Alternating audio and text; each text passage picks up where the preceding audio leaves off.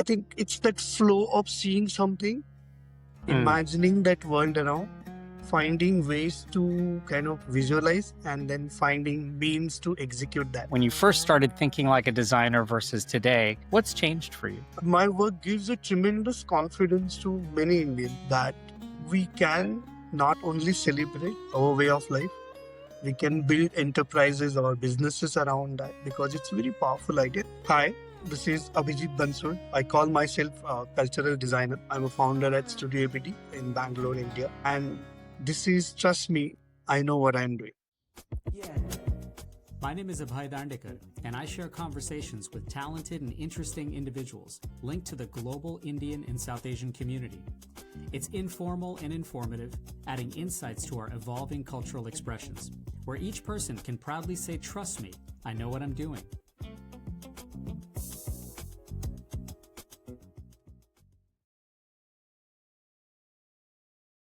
Welcome, everybody, to this spotlight episode of Trust Me, I Know What I'm Doing.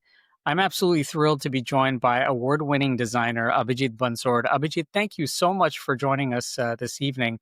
This evening for me, this morning for you. Good to be here. It was absolutely pleasure being here. You know, I was thinking a little bit about the work that you do, and I have gotten to learn a little bit about your work and find out a little bit more and discover a little bit more about the world of design. But when you typically introduce yourself to people, how do you generally describe what you do? I think there are, I mean, of course, my being professional designer, that tag comes in a front.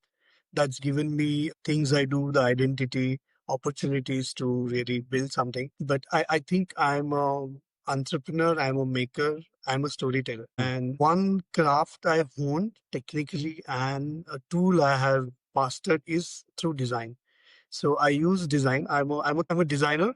I'm a cultural designer. I love, sometime I'm kind of building some new vocabulary around me that Yeah. I would like to be known for like that, where I could build new narratives from Indian way of life, building products and systems. I started writing recently. So, I mean, that's one something big. I'm an amateur writer, Mm. and designer is my profession. I use design for everything I do to give that sophistication and simplicity in form or storytelling or design so that people can identify themselves or their way of life and feel that it's emerged out of something they know around them. That's a wonderful holistic approach to, as you mentioned, someone who is a cultural designer, because it takes so many different elements of storytelling and making and creating, but also being respectful to the environment around you, whether that be culture or in a anthropologic way, or for that matter, in a natural way. For you right now as a designer, would you say that given that backdrop of storytelling and making and trying to absorb the cultures around you from so many different elements, would you say that the way that you just described what you do and design being sort of the vehicle or the accelerant towards your expression of that, do you view the world somewhat differently? And by the way, synergistically, therefore, does the world, given what you just described, does the world also view you differently? Absolutely, yes. I mean, I write something and I called IC design because it's written on my frame. I only see through framework of design. Profession of design is naive. It's kind of kid-like innocence to it because it really focuses on possibilities and it Mm, focuses on human beings. I'm not an artist. I'm not yeah, doing it for my inner journey. And of course, I mean, I won't say I'm not. My work doesn't involve art. Yes, it sure. does. But I think for me, my view is always been through design lens that how I can change. It's 24/7. If I'm looking at right now, the products in front of me and back of my mind, my algorithm going on how I can improve this because something is shaking, something is not all right. If it's on a street, if it's on an airplane, it's on a train, there's immense opportunities. Everything is opportunity to improve, Yeah. to evolve to next sophisticated level, evolve to next level of its sort of experience. So yes, I think that's been my filter to see the world, and maybe because I've been always like this, it's just that I acquired different tools. I was maker, so I used to make things by hand. Then I joined engineering, thinking that I will be a mechanical engineer, so I can be a true designer. Or Yeah. then I realized that no, there's something called design profession. Then I joined, I went to NID Ahmedabad. I think that whole journey of reaching to that destination went through very fundamental things of seeing opportunity, seeing, visualizing something, and Mm. getting different tools at different time to execute that. I mean, of course, today I'm at probably different level of those visualization and execution of that. So yes, so I think my view is absolutely design filter. I'm curious. So then, if you're someone who is in that very, again, holistic mindset of looking at the world from the vantage point of improvement and how can you shape it differently? How does it fit into a new thing? That means that there's a lot of motion involved, both for the world around you and for you internally. But so I'm curious for you, how do you then view things from a being content standpoint? Are things ever meant to be content and immobile and static as opposed to dynamic in that way? I think in jokingly in fraternity of design, I call it a curse of being designer, that you're never happy with anything, Right, with your own work, because the version one and then version two already started in your mind.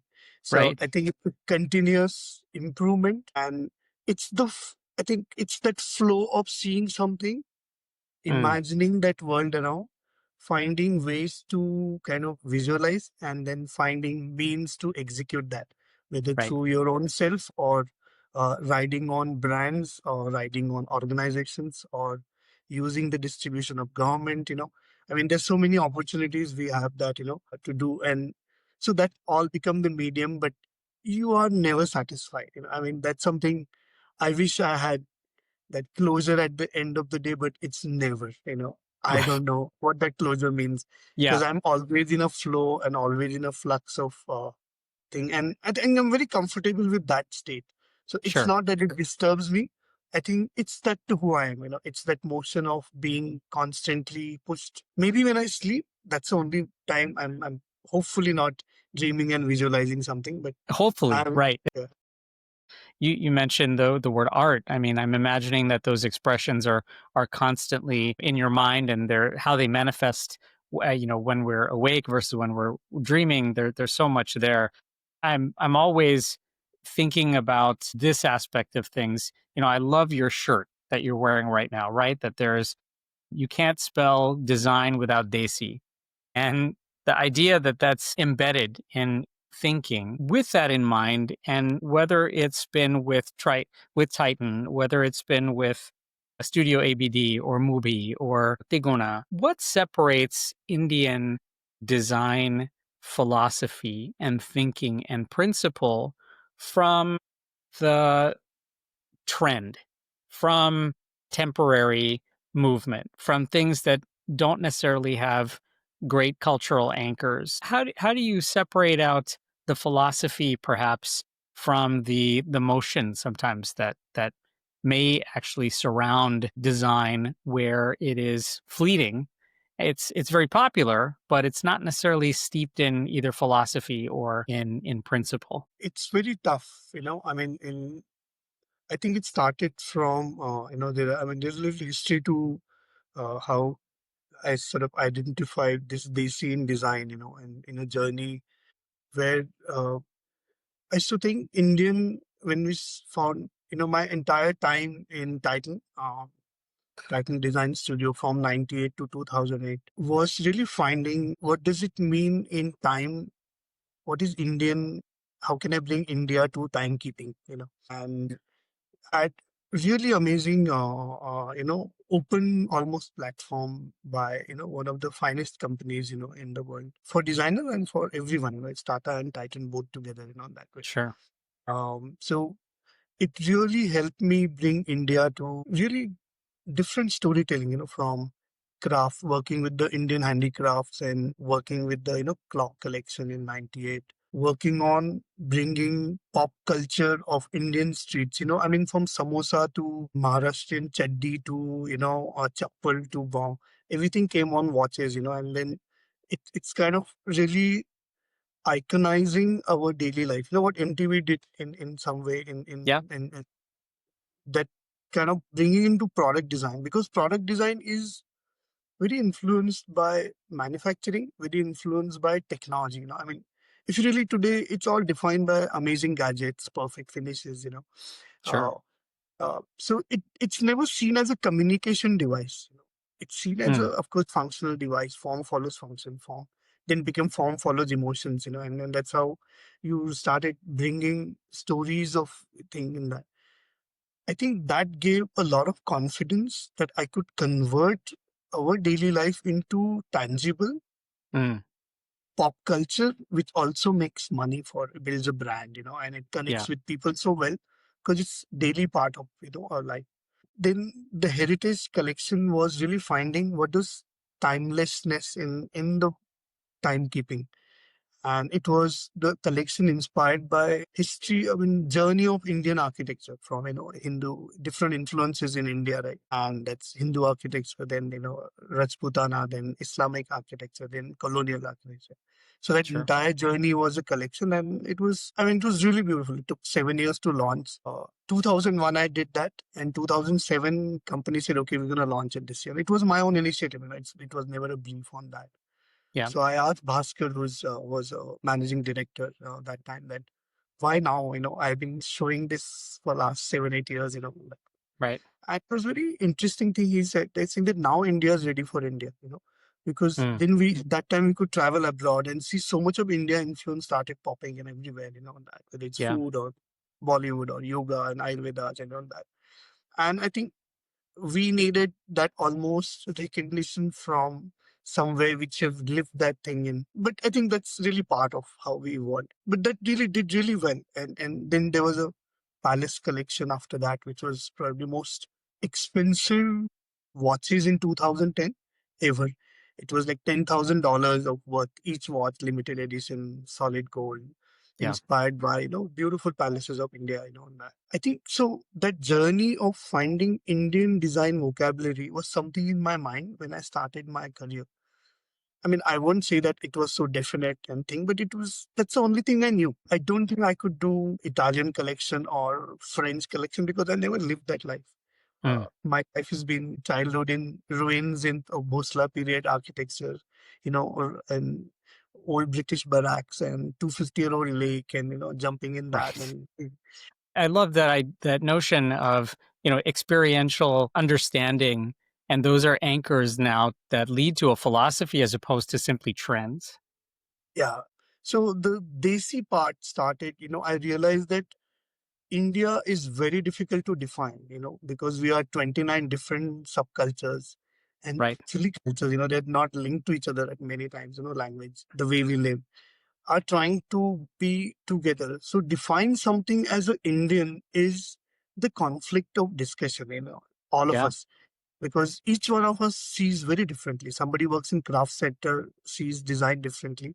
Somebody works in fashion, sees it differently. Somebody works in technology, sees that differently. Then I realized that it's not Indian design vocabulary, but I could be local in where I stand. And hence the word Desi, which is Mm, hidden in design, was something I brought my focus in, saying that that is something you can do. I can tell the local stories and that could become global. And collection of all these local stories would be the something called Indian design.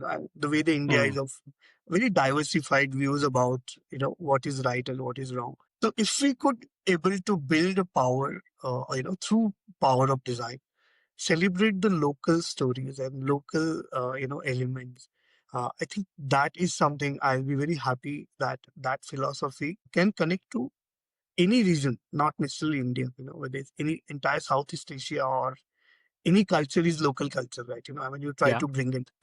And I think that something is what the core of India is, that each local culture can become, a very popular one, or, could become a very powerful one to change the behavior of people, and the way they live Mm, or way they see the life. So for me, I think it's more Desi-ness and Desi pound, which is the local, is far important than something put it together as one word called Indian. So Yeah. collection of Desi stories Indian for me. I really appreciate that because, again, the idea of a local lens being brought to a global stage, that being the sort of philosophic or principle based anchor for your work, really, really resonates. And as you mentioned, the timing is always necessary because India or the culture needs to be ready for itself. And once that is blooming, as we know that it is right now, maybe then those principles are ready to not only just take on the world but continue to evolve really well. You mentioned one thing that I find really fascinating. When we think about human-centered design, it's so integrated and harmonizing all these anchored cultural icons and all the nostalgia that goes with it, but they also have to fit very functional, make sure that functional outcomes are also at the core of things as well as the aesthetics. So in a nation where we have lots of humans and such a diversity of so many different dense populations where village to village the culture may be so dramatically different. And yet, as you mentioned, something that is in one local corner hopefully is resonating on a global stage.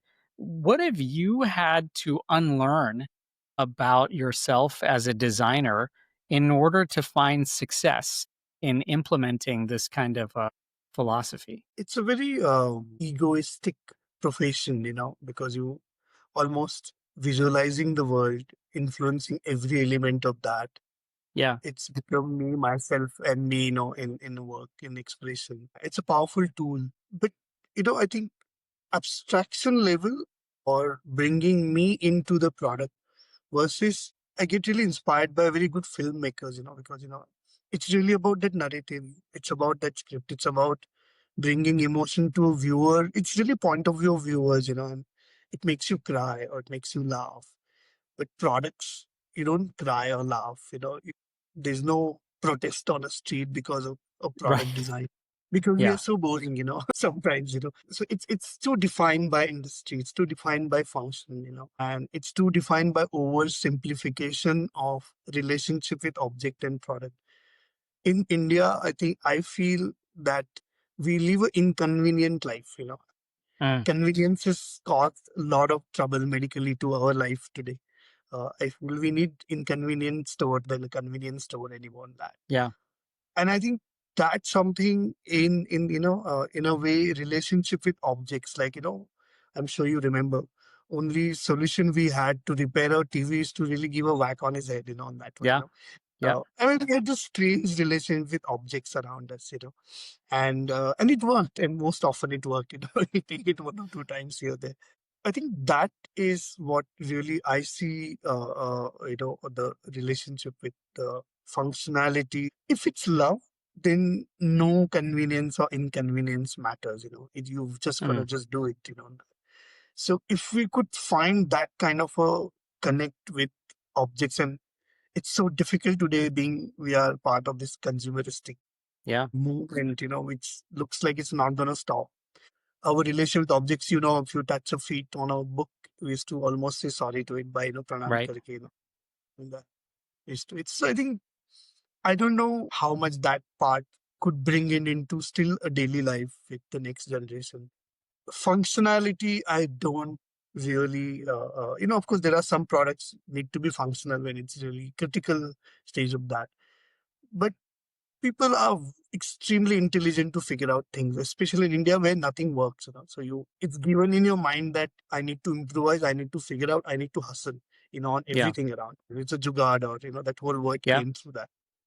You need to actually let go of the ego part a lot when it comes to, again, having a respect for and even sort of a reverence for that jugaad piece, that idea that precision and perfection aren't always going to be the case when it comes to, Yeah. outlining a product. Yes, definitely. Yes. Most Indians don't like jugaad, because it doesn't come with the benchmark of Western sophistication. Right.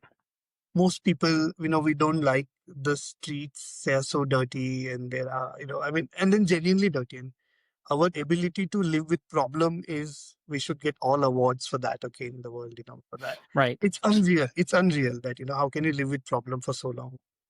I see it as opportunities, and that's how the Tiguna was born. Which is, it was just really changing Indian street. The lowest denominator, which you people don't like in the nice looking cars we are driving in, beautiful gated communities we stay in. But the street is the real epitome, real reflection of how we want. Yeah. In terms of discipline, in terms of objects there, in terms of infrastructure, in terms of just cultural awareness that I need to keep my little stall so clean and nice. I don't need to Mm, live in a dirt. The government can't do much on that. But it's a yeah. very cultural thing. But if you give a good tools to them, they're starting only with very, very makeshift thing, and they succumb to that makeshift thing, and no one sees opportunity because then there's no money in that one. Only Right. government is what can really improve either infrastructure or give a support them by financially, or any programs of livelihoods and things like that. But I think my idea was to really, if I could make streets beautiful, India will, and then that whole journey of culture of aesthetics starts coming in, and which is Mm, not necessarily linked to economic development. If you go to Far yeah. Eastern countries, Southeast Asian countries, Thailand and Cambodia, Vietnam, just the sense of engagement between how a coconut comes to you with little umbrella and little orchid and thing. It's the same amount you're gonna buy that in India, but that doesn't happen here because it's not part of. I don't know. We grew up seeing something, uh, Mm. uh, aesthetics, culture of aesthetics. We don't live in that. We don't go to museum and sit there and look at that painting. As someone who is a leader in this space and you're constantly looking at the opportunity all around you, right? Whether it's the opportunity that lives in beauty and cleanliness, or it's the opportunity that lives in chaos. Both of those are always a kind of creative tension between the harmony of nostalgia for yesterday and the nod for innovation for tomorrow. So, as a leader, how have you found your kind of synchronization of both of those? I think you mentioned about the past and the future, like nostalgia as my own thing. Okay. Yeah, I mean, the idea that there's so much of, cultural design, especially for India, that is just absolutely, as you mentioned, a nod to the past, to tradition, to legacy, to culture, to this idea and notion of what we live with all the time. And then there is the whole idea of what could be, what's the possibility, what's the innovation that brings us perhaps to tomorrow that looks very, very different. How do you maybe marry both of those together as a cultural designer and as a leader in cultural design? I think so. This entire series of writing, which is speculation of connecting, called past forward. So I bring the past and see it in reflection of that in coming years. And the nostalgic India is probably going to die with our generation. My daughter don't have the same kind of nostalgic India. She's just a global citizen almost, and there are like so many of them in cities at least, on that. Yeah. So how do we reflect that? And I keep asking that, a 15-year-old, what does Desi mean to you? Of course, I write, but there are very popular ideas about being Desi. There are very popular idea about very bad examples of being Desi. Again, there are so many meaning which is coming out that. So looking at the past, if I could reflect and extrapolate that and create a certain system. So one of my, one of the system design which I had done in 2001, it was called Karma Meter. And it was about kind of bringing consumption with the self-regulated system of monitoring, that Mm, uh, in very simple karma, but technology helps you to encash or pay for it in your this life and not the next one, on that. yeah. So then you look at Brahma, Vishnu, Mahesh, which is, of creation, maintenance, and destruction. And we are celebrating creativity so much right now. that we only consuming and creating. Neither we Mm, are maintaining and nor we are properly ending that or finding a closure to that. I mean, there's not a closed loop thing, and that's what circular sure. economy pushes you to really think through that. And those concepts were so part of our life, if you really think about 25 years back. But now it's so difficult to even practice by yourself because your entire ecosystem doesn't even support that. Mm, So for me, I think this keep going back in past, pick up those few elements and try to build a narrative around. But I don't think I can complicate too much because I like familiarity and modernity space where people yeah. should see something there and then only they become participant. They don't become consumer. So if I could pick those elements and put it together. So I'm project I'm working on called Desi food. Indian flowers are in abundance. They are not stem flowers. They're not long sticks like when I come to your home. If I have to Yeah. get half kg of jasmine, how do I bring it to you? Right. And how do you It's not a decorate it? bouquet. Yeah. None of your vase, actually allow you to do it, like urli form, that way. Right. So I'm thinking that how do I bring this, which is abundantly available? How do I celebrate this abundance? How do I Yeah. celebrate, things? So working on products which I can bring it to you, working on vases which are celebrate this abundance, Hmm. working on systems where the nearest akka sitting can be part of this economic development that, through Right. app, she gets order and she delivers that and just becomes like one very ecosystem it works. So that modernity and familiarity, if we could really bring that together, it's a good start. I mean, of course you can push the boundaries, and as a designer, for me, seeing them being part of your journey and they're adding a value and they're owning something bigger than you thought, the ownership in your mind, Yeah. I think that is really humbling experience when I see that happening, when it's through products or whether it's for systems you create here and that. I think of that's a wonderful example of the flowers, right? I mean, I think of a gazra that Yeah, perhaps my beautiful. grandmother made, right? Beautiful, but it's impossible to present that as a gift, right? As a bouquet. You can't necessarily order that or flower that. And yet, actually, why not? Right? I mean, that example of finding the nostalgia that we kind of yearn for, whether you're, 15 or 50, the age of that actually is relatively timeless, and it would be nice to see, of course, how would you actually be able to modernize that, both from a product standpoint, but also from a design standpoint that goes into that productization of it. I have two other thoughts that I wanted to ask you. I mean, obviously, all of this thinking has taken practice. When you think back on how this has evolved for you, whether it's writing, whether it's designing, whether it's infusing culture and all of this, how do you think differently today compared to when you were perhaps first starting out? When you first started thinking like a designer versus today, what's changed for you? I think it's initially it's was a lot about the craft of creation, learning through materials, you learning through forms, you learning through control you have, that how much in my mind I'm imagining that story is actually crafted in that form, Yeah. how you are perceiving it as a user, what I'm trying to do. I think bridging that gap between the outcome and imagination, what I'm imagining the impact.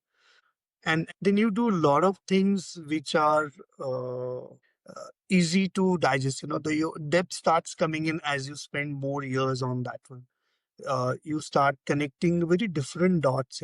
Then it was excitement of creating, excitement of variety of products and experiments you do and learn from it what works and really, in that sense. But today I think it's really about, I mean, there are a lot of P's in designers, evolution, not evolution. Like, Mhm. very important is portfolio, pencil, and then presentations, and starts evolving and then becomes projects. Half of life goes on, what project you're working on. Right. And Right. then little bit you learn at very age to something called profit that, I need to also earn money. And finance is always, it's never a part of your thinking. You don't get up and think business. You get up and think opportunities. At some point you reach a purpose, and then saying that, okay, let Mm. me find that purpose. And I think you find that purpose at some point, earlier the better. But some people do find it much, much earlier. But Yeah. I did a lot of experimentation, went across many things to come to close to seeing that where I stand, what I do, where I come from, has so many immense number of stories to be told to the world. Mm. They would love to hear and they would love to practice and change their way of life, because we truly practice this sustainable way of life in all aspects, cultural sustainability, Yeah. to human sustainability, to environmental sustainability. Now it comes back in very refined, new glossy words. And I said, oh God, this we've been practicing for all our life. So that just kind of closes a loop, saying that yes, I think we can influence the world in positive way, and India Yeah. always done. The soft power from India was far bigger than any export we have done ever. In that, Yeah. and of course, people like who lived abroad would have showcased and practiced and that goes thing. So I think the biggest soft power today is from India. Could be one of them. The next is design. Mm. Where this Indian design, which simplifies certain things of way of life for a global citizen to practice sustainable life, I would say that. Yeah. Let me get you out of here on this, and that is thinking a little bit about all the lovely things you just described, asking so many questions, aiming for some of those answers, whether it's through writing, whether it's through cultural design. But when someone is engaging with your work, either on your team or as a consumer, as an observer, as a user of your design, of your writing, when they are engaging with your work, how do you hope they feel? Most often, my work gives a tremendous confidence to many Indians, okay, whether it's designers or users, that we can not only celebrate our way of life, we can build enterprises or businesses around that, because it's a very powerful idea. We have a large country with a large user base today. So you don't need to export anything and still you can do wonderful, business in this country today. I Yeah. mean, we're fortunate that we are in that situation today. And they identify that feel good about themselves. It's just that we are, and more, not in arrogant way, but I feel that we don't need a Western certification of what we do, Yeah. but we want to be equal in that. You contributed through science and technology and continuous improvement. We want to bring our past 5,000-year-old experiences with again science and technology. But science and technology is appropriate in what needs to be done in that time, but Hmm. still be at the core, remain Indian, remain very Desi about what we do. I think identifying that and extremely feeling proud of where we come from. That's something, we've lost that, through British Raj and something, it just didn't happen. We just, I mean, of Yeah. course, we can use as a defensive mechanism of 5,000-year-old history, Right. but the confidence of things is started coming in, and now every year of last 75 years, it would have built. If design can add a small contribution to even better, which has a visual manifestation, it's not only words, because that's a Yeah. power what we bring in as a design. I think that's something I would be very happy if I could add to contribute to that section of visual confidence or pride of where we come from. Well, whether it's pride and confidence, instilling that sense of great identity, and most importantly, with that pride and confidence in design comes asking the questions of who we are, where we've been, and where we're going. These are all wonderful questions for everyone to be asking, and we're so glad that you're bringing this all to the forefront. Abhijit, thank you so much for joining us today. What a treat this was, and we wish you all the best. Thank you so much, Abhay, for inviting me. It's really, really great to being here and having conversation. You're listening to Trust Me, I Know What I'm Doing. Stay tuned.